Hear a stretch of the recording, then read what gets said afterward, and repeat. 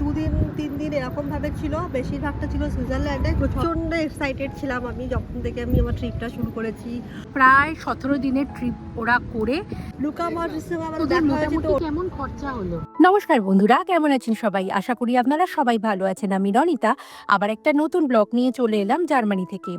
আজকে সকাল সকাল আমার বাগানে চলে এসেছি, যদিও এই বছর আমি খুব একটা ভালো বাগান করতে পারিনি। মানে নতুন বাড়িতে মুভ করেছিলাম, তারপরে অনেক কাজ ছিল, তাই সেভাবে খেয়াল রাখতে পারিনি। তাও গাছে কয়েকটা চেরি টমেটো হয়েছে, সেটাই দেখাতে এলাম আর কি। তবে আরেকটা নতুন জিনিস দেখাই, চলুন। দেখতে পাচ্ছেন, পায়রা 2টো ডিম পেড়েছে। জাস্ট কদিন আগে পায়রাগুলো মুখে করে করে শুকনো ডালপালা আনছিল, আর তারপরে দেখি সুন্দর করে বাসাটা বানিয়েও ফেললো। তারপরে ডিম দিল, আর এখন দেখি মাঝে মাঝে এসে ডিমে খুব সুন্দর করে তা দেয়। আজকে ওয়েদারটা বেশ একটু মেঘলা, আবার মাঝে মাঝে রোদ্দুরও দিচ্ছে। তো আজকের ব্লগটা এখান থেকেই শুরু করছি। এই ব্লগে কিন্তু অনেক কিছু থাকবে, তাহলে চলুন বেশি দেরি না করে শুরু করা যাক আজকে আমার এই ব্লগ।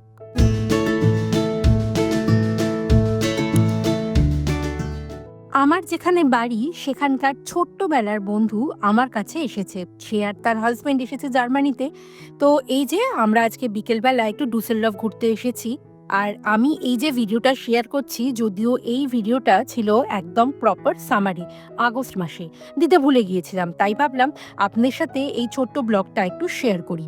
আজকে যেহেতু শনিবার আর ওরা এসেছে শুক্রবার রাত্রিরে, তো প্রচুর কাজ ছিল, তখন আর ভিডিও করে ওঠা আর কি পসিবল হয়নি। আর বন্ধু আসা মানে এখানে তো প্রচুর আড্ডা হবে, তো এইসব করেই আমার আর ভিডিও পোস্ট করা হয়নি। তো এখন যাচ্ছি ডুসেলডর্ফের রাইন নদীর তীরে।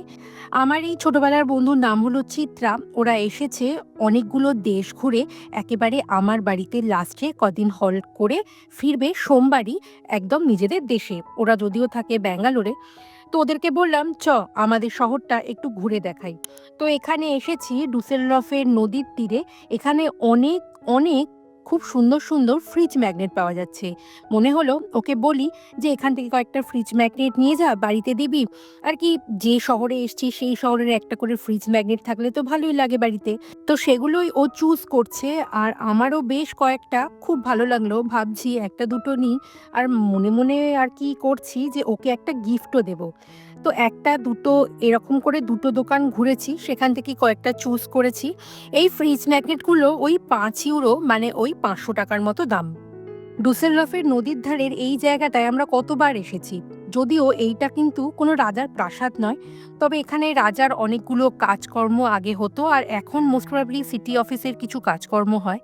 তো এখানে এসে লোকজন প্রচুর ছবি তোলে, ওদেরকেও বললাম তুলতে পারিস। এখানে খুব ভালো ক্রিসমাস মার্কেট হয়, সেই সময় আমরা কিন্তু প্রতি বছর আসি। তো চিত্রা এসেছে একদম আমার যেখানে বাড়ি সেখান থেকে, আর এই মুহূর্তে ও ব্যাঙ্গালোরে থাকে। তো ব্যাঙ্গালোর থেকে ইউরোপ ঘুরতে এসছে।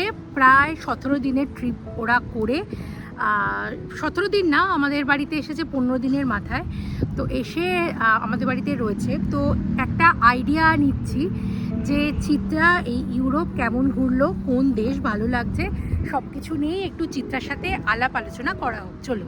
তো চিত্রা প্রচণ্ড টায়ার্ড, প্রায় 15 দিন ধরে ইউরোপ ঘুরেছে, ইউরোপের বিভিন্ন শহরে।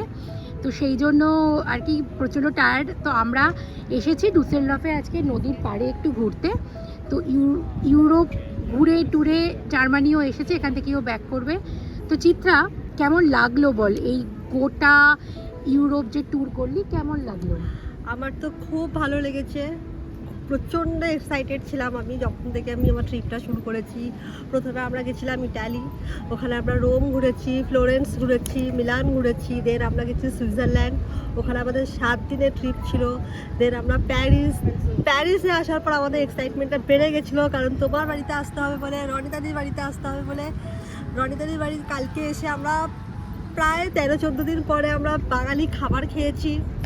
ভাত, ডাল, আলু পোস্ত, মানে মন ভরে খেয়েছি, খুব খাটিয়েছি আমরা। আমার তো খুব ভালো লেগেছে প্রচণ্ড। আজকে আমরা ঘুরতে এসেছি একসাথে, আমার খুব ভালো লাগছে। আর আমরাও একদিন পর সেই নিজের দেশের লোকজনকে পেয়ে একটা অদ্ভুত ফিলিংস হচ্ছে। একদিন পর নিজেদের বাড়ি, নিজেদের দেশের লোকজনকে ছোটবেলার পেয়ে। বন্ধু, একদম একদম ছোটবেলার বন্ধু। তো আমাদের খুব, আমার তো খুব এক্সাইটমেন্ট, আমি খুব খুশি যে মানে আসতে পেরেছিস, হ্যাঁ। ইউরোপ আসা ট্রিপে মানে মাথায় এটা আসছিল যে রনিদির বাড়ি যেতে হবে। একদম। আচ্ছা এটা বল যে তোদের মোটামুটি কেমন খরচা হলো? আমাদের মোটামুটি 7-8 লাখ টাকা অ্যারাউন্ড খরচা হয়েছে। আর তোরা কি হোটেলে থেকেছিস নাকি? না, আমরা থেকেছি এয়ারবিএনবিতে। আমরা খাবার দাবার নিয়ে এসেছিলাম, বাট কিছুটা রান্না করতে পেরেছি, আর বেশিরভাগটা আমরা পারিনি করতে, কারণ প্রচণ্ড ঘোরাঘুরি ছিল, প্রচণ্ড টায়ার্ড ছিলাম, সকালে বেরোচ্ছিলাম, রাতে ঢুকছিলাম, তো সেরকমভাবে হয়নি। বাট হ্যাঁ, সব কিছু খুব সুন্দর অ্যারেঞ্জমেন্ট ছিল, খাওয়া দাওয়া ভালো, সব কিছু ভালোই হয়ে গেছে। আর সব থেকে সুন্দর কোন জায়গাটা লেগেছে? সুন্দর অ্যাকচুয়ালি বলতে গেলে পুরো ইউরোপটাই খুব সুন্দর। ইটালিতে যখন আমরা গেছি তখন ইটালি ভালো লেগেছে, রোম, ফ্লোরেন্স তো মন কেড়ে নিয়েছে একেবারে। মিলান যখন গেছি তখন আমরা ওখানে একটা ফুটবলারের সাথে আমাদের আলাপ হয়েছে, কি নাম বেশ, এই ফুটবলারটার নাম কি? আলাপ না?